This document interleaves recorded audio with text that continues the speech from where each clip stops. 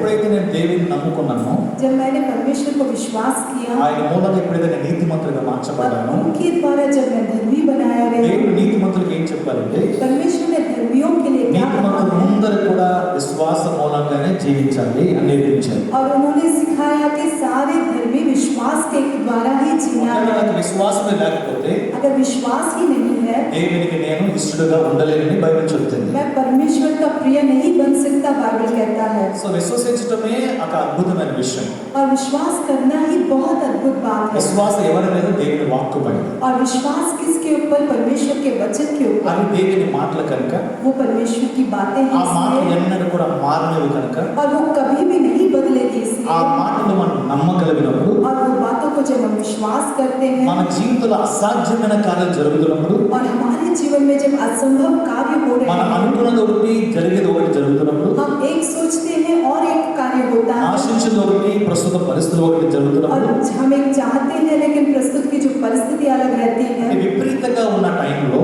जब हर विषय विपरीत रहता మన है, అంతరంగంలో నిరాశ చెందకుండా, हम आंतरिक में जो है निराश ना हो, భయపడకుండా, बिना डरे, చింతపడకుండా, चिंता ना करके, దిగులు పడకుండా, ना निराश हो, దేవుని వాక్యంపై గురి కలిగి, परमेश्वर के वचन के ऊपर अपने ఎవరు ఏమనుకుంటున్నా, जो भी लोग सोचे, నా లోపల ఏ వాతావరణం ఉన్నా, मेरे अंदर कोई भी वातावरण మనసులో గలిబిలున్నా, मेरे मन में నెమ్మది లేకపోయినా, आराम ना रहे, సమాధానం లేకపోయినా, शांति ना रहे, నేను దేవుని వాక్యాన్ని నమ్ముతాను. मैं परमेश्वर के वचन को ही ఆ विश्वास వాక్యం करता మారదు, हूं, क्योंकि वो वचन नहीं అది నా बदलता జీవితం అద్భుతం చేస్తుంది और वो मेरे जीवन में अद्भुत करेगा। అని ఆ విధంగా నమ్మడమే ऐसा विश्वास करना है, దేవుని వాక్యాన్ని విశ్వసించి జీవిస్తాము. परमेश्वर के वचन को विश्वास करते हुए సో जीना। నేను దేవుని వాక్యాన్ని విశ్వసించడం నేర్చుకున్నాను. मैंने परमेश्वर के वचन को विश्वास करना అంటే सीखा, పరిస్థితులు నమ్మను, इसलिए मैं परिस्थितियों को विश्वास, ఫీలింగ్ ని నమ్మను, ना फीलिंग को विश्वास, జరుగుతున్నది ఏదైనా సరే कुछ भी क्यों ना हो, అది కలవరం కల్పించవచ్చు,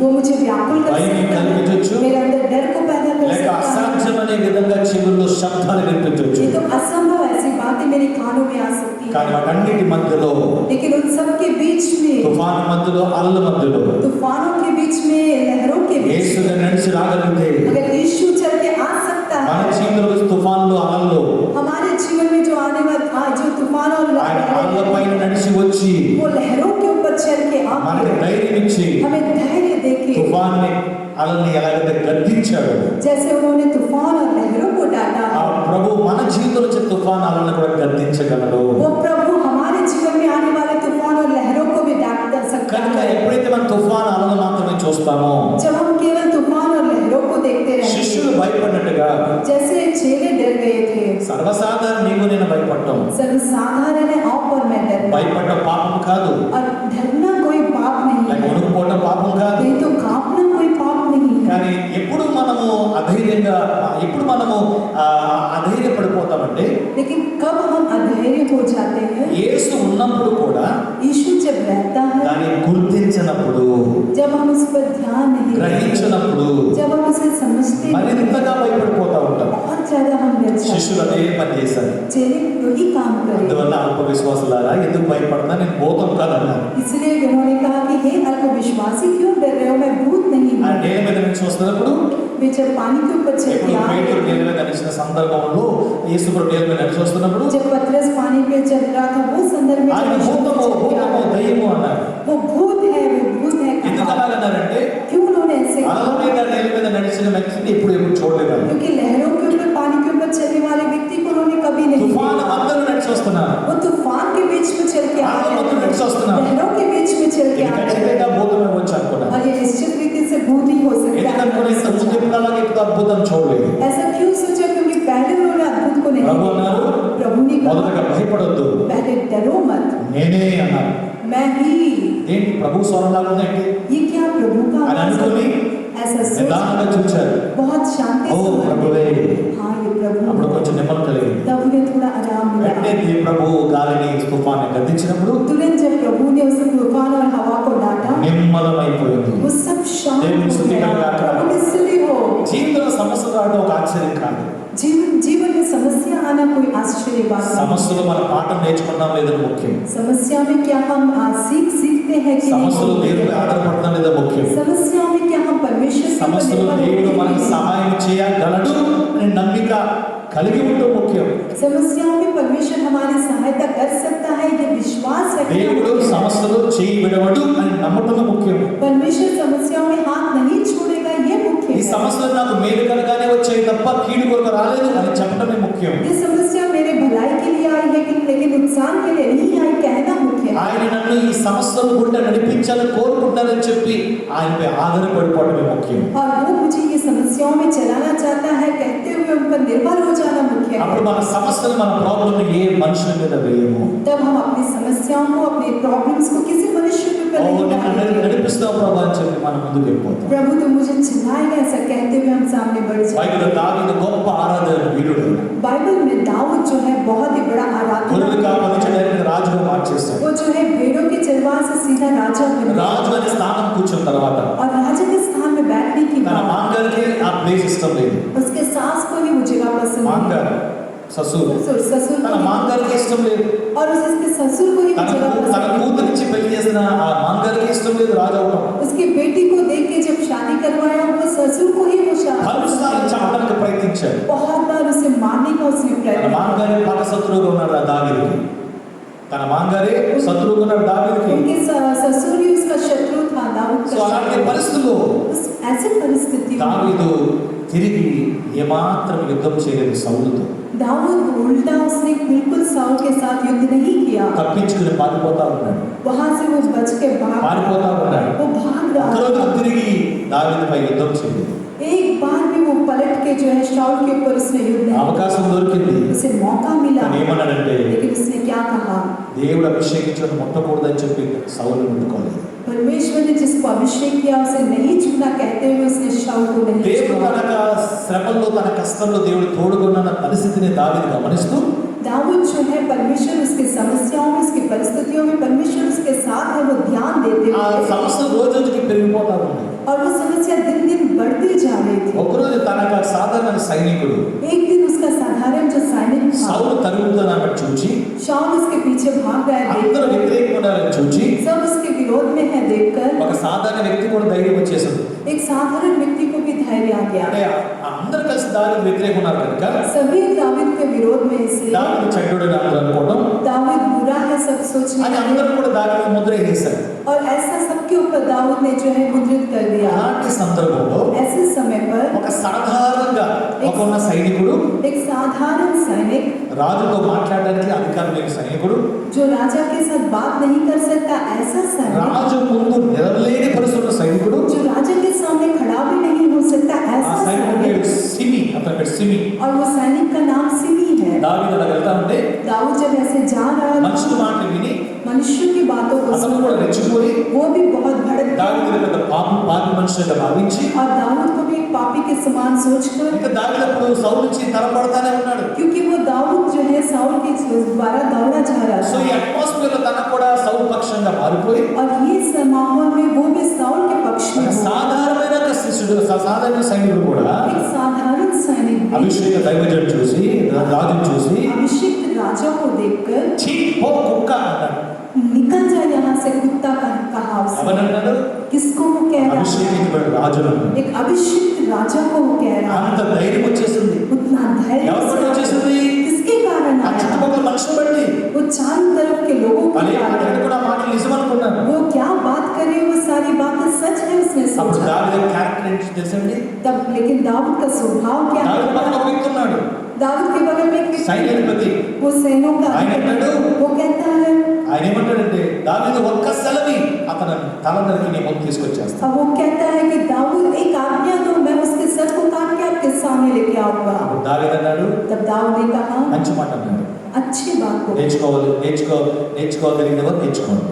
आप जो सीखना चाहते हैं उसे सीखिए। గాడ్స్ క్యారెక్టర్ అనేది మోస్ట్ ఎక్స్ట్రీమ్ గుడ్నెస్ తో నింపబడి ఉంది. परमेश्वर का जो स्वभाव है बहुत ही ज्यादा अच्छेपन से भरा हुआ है। దేవుని యొక్క కార్యాలు, దేవుని యొక్క క్రియలు, దేవుని యొక్క మాటలు, దేవుని యొక్క స్వభావం, దేవుని యొక్క ఆలోచనలు మన ఊహకు సరిపోవు, అంత మంచితనంతో నిండి ఉన్నాయి. परमेश्वर का स्वभाव, उनके कार्य, उनका गुण वो कुछ भी ఇష్టపడితే अगर उसे सीखना आप पसंद करते हैं, లోకం యొక్క ఏ విధంగా కూడా సరి సమానం కాజాలదు. दुनिया किसी भी रीति से आपकी समानता में नहीं आ सकती। దావీదు ఏమన్నాడంటే ఆ టైంలో दाऊद ने उस समय पे क्या कहा? దేవుడు అతనికి సెలవు ఇచ్చాడు కనుకనే ఆ మాట అనగలుగుతున్నాడు అన్నాడు. परमेश्वर ने उसको उस समय पर परमेश्वर ने आज्ञा दिया है, इसलिए वो कर पा रहा है। అతని జోలికి వెళ్ళొద్దు, इसके पास मत जाओ, ఏమి అనొద్దు అన్నాడు. उसे कुछ मत कहे, उसने कहा। దేవుడు స్తోత్రం చెప్తాడు. प्रभु की स्तुति हो। ఇది దావీదులో మంచి స్వభావం. ये है दाऊद का जो अच्छा ఒక गुण है। సాధారణమైన వ్యక్తి. एक साधारण व्यक्ति, అసలు దావీదు ముందు నిలబడడం కూడా అర్హత లేదు. उसे तो दाऊद के सामने खड़े होने का भी ఆ मौका మాట नहीं। ఆ వ్యక్తికి అంత ధైర్యం వచ్చేసింది. उस व्यक्ति को ऐसा धैर्य मिल ఎందుకు गया। వచ్చేసింది? क्यों आया? సౌలు తన వ్యతిరేకం ఉన్నది వల్ల, क्योंकि शाऊल उसके विरोध పలు సైనికులు रहे, వ్యతిరేకం ఉన్నది వల్ల, बहुत सारे सैनिक उसके వాళ్ళందరూ विरोध, వ్యతిరేకించుండడం వల్ల सारे लोगों ने विरोध సో ఈ చిన్నోడు दिखाया। కూడా పెద్ద ధైర్యం వచ్చేసింది. ये छोटे वाले को भी बहुत ज्यादा धैर्य आया। లోకం బహు మోసకరమైంది. दुनिया बहुत ही बड़ा धोखे से भरा हुआ। మనం వాటి మధ్యలో జీవిస్తున్నాం కనుక हम उनके बीच में जी रहे हैं, इसलिए మనం మారిపోకూడదు. हमें नहीं बदलना है। ఎప్పుడు దేవుని ప్రేమ చేత నింపబడుతూనే ఉండాలి. हमें हमेशा परमेश्वर के प्रेम से भरे रहना ఆయన है, మంచితనంతో నింపబడాలి. अच्छाई से भरे ఆ रहना है। మంచితనమే నేను నిలబెడతాది. और वो अच्छापन ఆ మంచితనమే నేను హెచ్చిస్తాది. और वो अच्छापन ఆ आपको మంచితనమే నేను बढ़ाएगा। గొప్పవాడిగా और చేస్తాది. वो अच्छापन आपको बड़ा ఆ మంచితనమే बनाएगा। దేవుని ముందు ఇంకా ఉన్నతంగా నేను और హెచ్చిస్తాను. वो अच्छापन आपको परमेश्वर के सामने ऊंचे स्थान पे खड़ा करेगा। పరిపక్వ మౌటకు परिपक्व मानव నీ పరిశుద్ధ గ్రంథంలో ఈ పరిశుద్ధ గ్రంథం ఉన్న ఆశ్చర్యమైన సంగతులను చూచుట కొరకు నా కన్నులను నా చెవులను తెరచి ఉన్నాను. ఆమేన్. హల్లెలూయా. దేవుని వర్డ్ మీ లోపలికి వెళ్తేనే అది క్రియ జరుగుతుంది. परमेश्वर का वचन आपके अंदर जाने से ही आपके अंदर कार्य होगा।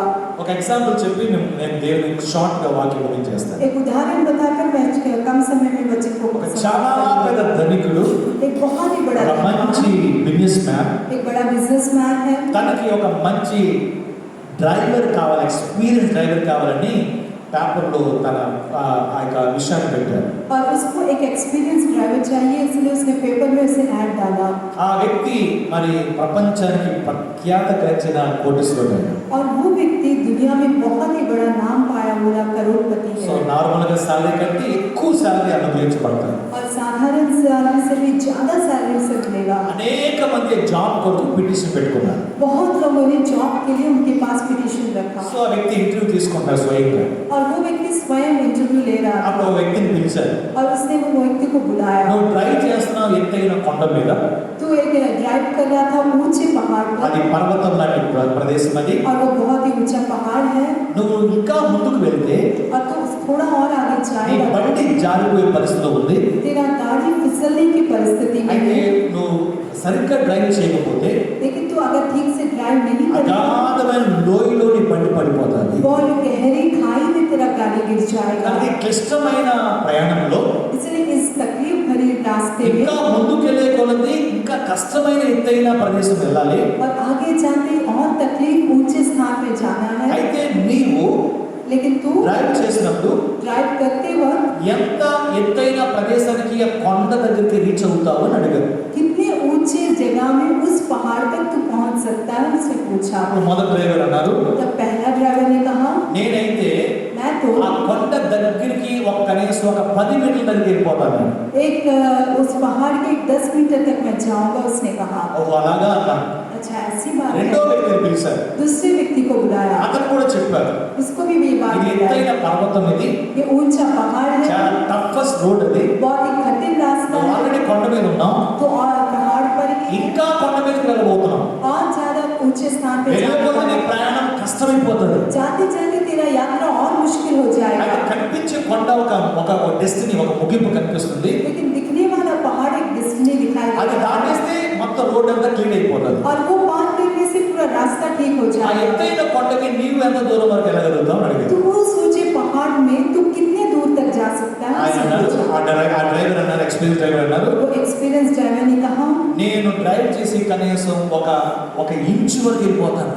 मैं ड्राइव करके 1 इंच तक पहुंच जाऊंगा, उसने कहा। అంత దగ్గరికి వెళ్ళిపోతాను అడిగారు. उतना समीप चले Yes, जाएगा, बोलना उसने है। कहा। हाँ, मैं जाऊंगा, उसने సో कहा। మూడో వ్యక్తిని పిలిచారు. तीसरे व्यक्ति को बुलाया, అతనికి అదే చెప్పారు. उसको भी यही विषय बताया। ఎత్తైన పర్వతం ఇది. एक ऊंचा पहाड़ ఆల్రెడీ है, నువ్వు డ్రైవ్ చేస్తున్నావు. तो ऑलरेडी ड्राइव కానీ कर ముందు रहा వెళ్ళే है, కొలది लेकिन वो आगे जाते ఇంకా जाते క్లిష్టమైన రోడ్డు ఉంది. और बहुत ही ज्यादा ఆ मुश्किल ఎత్తైన కొండలో కింద దాటేస్తావా? ఎంత దూరం వెళ్తావు అని और అడిగారు. ऊंचे पहाड़ को तो पार कर सकता है या कितने दूर तक तू जा ఆయన सकता అన్నాడు, है? उसने कहा, నా నా నా నా వెహికల్లో ఇంకా పాసెంజర్ ఉంటారు కనుక मेरे व्हीकल में और भी पैसेंजर्स रहेंगे, इसलिए నేను వారిని తీసుకుని అపాయంలో పడేయను. मैं उनको लेके जाके उसके तकलीफ में ముందు नहीं डालूंगा। క్లిష్టమైన రోడ్డు ఉంది కనుక पहले तकलीफ बुरी रास्ता है, इसलिए నేను అక్కడి నుంచి నాకు రూట్ డైవర్ట్ చేసి मैं वहां से अपने रास्ते को डाइवर्ट నేను करके తిరిగి వచ్చేస్తాను. मैं वापस नीचे आ जाऊंगा తిరిగి వచ్చేసి ప్లేన్ రూట్ లోకి ఈ ప్రజల్ని సురక్షితంగా తీసుకెళ్తాను అన్నాడు. और प्लेन रूट में इन लोगों को सुरक्षित मैं लेके जाऊंगा, उसने कहा। అప్పుడు ఆ ధనికుడు ఈ వ్యక్తికి వెంటనే జాబ్ ఇచ్చేశాడు. तब वो धनवान ने ये व्यक्ति को तुरंत जॉब दे दिया। దేవుని స్తోత్రం కలుగును. प्रभु की स्तुति हो। సో ఆ ధనికుడు ఎందుకు అలా జాబ్ ఇచ్చాడంటే वो धनवान ने ऐसे क्यों ऐसा जॉब दिया? ప్రజల మాటలు విని लोगों की बातों ప్రజల కొరకు लोगों की ఏదో సాధించాలని చెప్పి कुछ तो सीख पाना है, इस ముందు सोच అడ్డు వచ్చిన सामने का रुकावट आने से ఎక్కలేని పరిస్థితిలో ఉన్నా नहीं चढ़ पाने की परिस्थिति में रहने पर చాలా మంది ఒక వ్యక్తి బట్టి అనేక జీవితాల్ని కూడా మరి ప్రాణ అపాయంలో పెట్టేస్తా ఉన్నారు. बहुत लोग एक व्यक्ति के कारण बहुत लोगों के जीवन को भी तकलीफ में डाल रहे हैं। తెలివి ఏంటంటే नहीं जानने वाली बात क्या మనం है? నడవలేని పరిస్థితిలో ఉన్నప్పుడు हम नहीं चलने वाली परिस्थिति में जब మరింతగా నడవడానికి ప్రయత్నం చేయకూడదు కానీ बहुत ज्यादा चलने का हमें प्रयत्न नहीं అక్కడ రూట్ करना డైవర్ట్ चाहिए। చేసి वहाँ पे रोड को डाइवर्ट సాఫీ करके రూట్ లోకి వెళ్ళిపోతే अच्छे रूट में अगर हम चले కొంచెం जाएं, ఆలస్యమైన పర్లేదు కానీ थोड़ा देर भी हो जाए कोई बात గమ్యస్థానం नहीं। సేఫ్ గా చేరుతాము. हम अपनी जगह में सुरक्षित पहुंचेंगे। స్తోత్రం చెప్దాం. स्तुति हो। దేవుడు కూడా అట్టి వాడే మన కొరకు. परमेश्वर भी हमारे लिए ऐसा ही है। ఎవరో ఏదో చెప్పారని कोई कुछ कह दिया ఆయన इसलिए నడిచేటట్టు ప్రయత్నం చేస్తాం తప్ప बस चलने के लिए हम प्रयत्न సులువైన करेंगे। మార్గాన్ని మనం ఎంచుకోము. आसान मार्ग को हम नहीं కానీ चुनेंगे। ప్రభు ఈ లోకానికి వచ్చిన తర్వాత प्रभु इस दुनिया में आने మన के बाद కఠినమైన మార్గాల్ని हमारे कठिन मार्गों ఆయన को సులువైన మార్గంగా మార్చివేశారు. बहुत ही आसान मार्गों में उन्होंने इसे बदल स्तोत्र चलता। दिया। स्तुति करेंगे। ఎవరి हालेलुया। కాలంలో ఆ వాక్యం మనం విందామా? इस दिन के समय में वचन को हम सुनेंगे। కీర్తన గ్రంథం 89 भजन संहिता 89 దేవుడు మనకి ఇచ్చిన వాగ్దానం परमेश्वर ने हमें जो वाचा दिया है 89:16 89:16 నాతో అందరూ చెప్పండి. मेरे साथ सब నీ कहिए। నామం బట్టి నీ నామం బట్టి వారు వారు దినమెల్లా దినమెల్లా హర్షించుచున్నారు, హర్షించుచున్నారు, నీ చేత నీ చేత హెచ్చించబడుచున్నారు. హెచ్చించబడుచున్నారు. స్తోత్రం. స్తుతి హో. హల్లెలూయా। ఈరోజు ఒకే లైన్ మీకు చెప్తాను. आज मैं एक ही लाइन నీ నామం బట్టి వారు దినమెల్లా హర్షించుచున్నారు. मैं तेरे नाम के हेतु दिन भर मगन रहते हैं। దేవునికి మహిమ. प्रभु की महिमा हो। దేవుని స్తోత్రం చెప్తాం. प्रभु की स्तुति करेंगे। ఒక నీతిమంతుడు దేవుని నమ్మిన వారు एक धर्मी जो परमेश्वर पर विश्वास रखता है పరిస్థితులన్నీ కూడా ఆపోజిట్ గా ఉన్నాయి. और सारी परिस्थितियां विपरीत है। ఏంటి ఎలాగున్న అంజూరపు చెట్లు పూయలేదు, ద్రాక్ష చెట్లు ఫలించలేదు, कैसा है कि अंजीर का पेड़ ना फल दिया है ఒలివ చెట్లు కాపు లేవు, और दाखलता है फल नहीं दिया। చేనులో పైరు లేవు, या फसल में గొర్రెలు దొడ్డులు లేవు, और भेड़ अपनी जगह సాగులో पे పశువులు లేవు. और वहाँ पे जानवर नहीं है। ఎవ్రీ ప్లేస్ ఎంటీ అయిపోయింది. हर एक जगह खाली हो गया। అన్ని ఖాళీ అయిపోయింది. सब कुछ అంటే खाली हो गया। బ్యాంకులో బ్యాలెన్స్ లేదు, इसका मतलब है बैंक में ఇంట్లో बैलेंस డబ్బులు नहीं, లేవు, घर में पैसे नहीं है, కిచెన్ లో ఒక గింజ అన్నం మెతుకు లేదు. किचन में एक दाना का खाना भी नहीं है। సో పరిస్థితులన్నీ కూడా దూరం ఉన్నాయి. सारी परिस्थितियां बहुत मुश्किल సహాయకుల దగ్గర లేదు, और सहायता करने वाले తోడుపడే ఎవరు లేరు. सहायता करने वाले कोई ఏది नहीं है। చూసినా అన్ని ఖాళీగా ఉన్నాయి. हर जगह कहीं पे भी देखो सब అవన్నీ खाली ఉంటేనే మనకు ఆనందం కలుగుతుంది. और वो सब रहने से ही हमें అవి లేవంటే మనకు మైండ్ పనిచేయదు.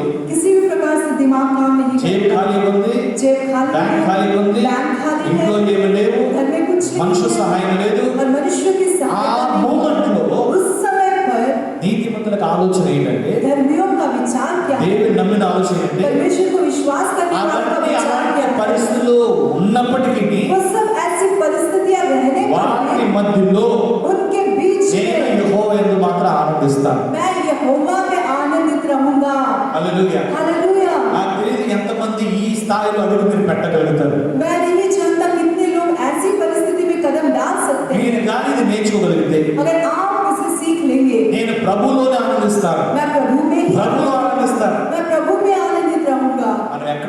ఆనందిస్తున్నాం ప్రభులో? हम कब आनंदित होते हैं प्रभु में? ప్రభులు ఆనందిస్తున్నామా మనం? क्या हम प्रभु में आनंदित ప్రభువుని होते బట్టి हैं? ఆనందిస్తున్నామా? प्रभु के कारण నా రక్షణకర్త దేవుని బట్టి నేను సంతోషిస్తాను. उद्धारकर्ता मेरे परमेश्वर के कारण ఈ मैं आनंदित పరిస్థితిలో हूँ। కూడా ఆయన నాకు బలము. ये परिस्थितियों में भी वो मेरा बल ఈ है। పరిస్థితిలో దేవుడు నా కాళ్ళను లేడి కాళ్ళ వలె జింక కాళ్ళ వలె చేస్తాడు. ఎందుకే చేస్తాడు? ये परिस्थितियों में भी मेरे पाँव को परमेश्वर हिरण के पाँव के समान అంటే करेगा। నేను గంతులు వేసే విధంగా నన్ను చేయగలుగుతాడు. मैं कूदने के समान वो मुझे ఈ बनाएगा। లేడి పరిస్థితిలో కూడా ఆయనే నన్ను ఉన్నత స్థలంలో చేయగలుగుతాడు. ये कमी की परिस्थितियों में भी वो मुझे ऊंचा चलाएगा। దేవుని మాట నమ్మి నిలబడితే నీవు ఎన్నడూ కృంగిపోవు. దేవుడు నిన్ను పరిస్థితి నుంచి పైకి లేపుతాడు. దేవునికి మహిమ. आपके असंभव परिस्थितियों में भी अगर आप परमेश्वर के वचन को विश्वास करेंगे तो आप कभी भी निराश और व्याकुल नहीं होंगे, लेकिन परमेश्वर आपको ऊंचा उठाएगा।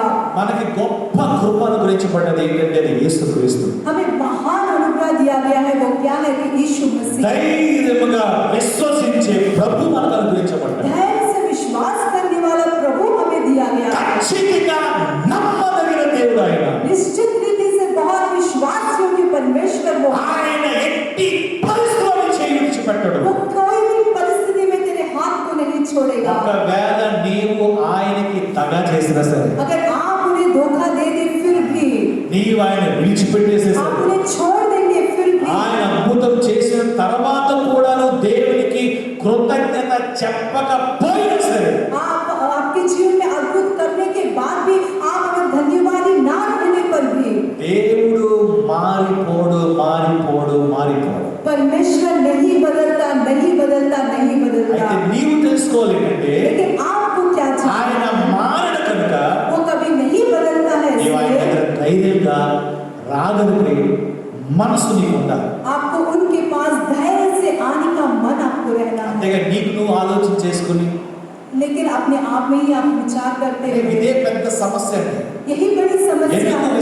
విశ్వాసం ఎదగట్లేదు? क्यों विश्वास या विश्वास में नहीं నీ बढ़ते? సొంత బుద్ధిని అనుసరించి దేవుడు ఎలా అనుకుంటున్నాడేమో అని జీవిస్తమే నీ పెద్ద పొరపాటు. आप अपने ही विचार को सोच को रखकर परमेश्वर ऐसा सोच रहा है, सोचना ही बहुत बड़ी गलत है। నీవు అనుకున్నట్టుగా దేవుడు ఎన్నడూ అనుకోడు.